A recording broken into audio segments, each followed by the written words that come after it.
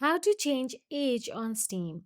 Steam might not have a built in feature to change the age on their Steam settings, but we have a workaround. So let's get started. First of all you have to do is simply open any web browser, then in search address bar, type down the game which has the age restrictions. So basically, even if your account is over 18 years old, Steam may still prompt you to verify your age when accessing the certain content.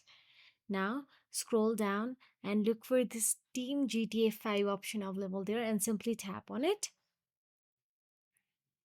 Now, here, once you tap on it, you'll be navigated to Steam Verify Your Age or Change Your Age option available there.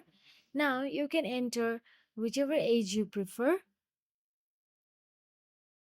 Now, simply choose the year, date, and the month. Then tap on the OK Next option available there. And that will be. If you found this video helpful, please like, share, and subscribe our channel. And thank you so much for watching.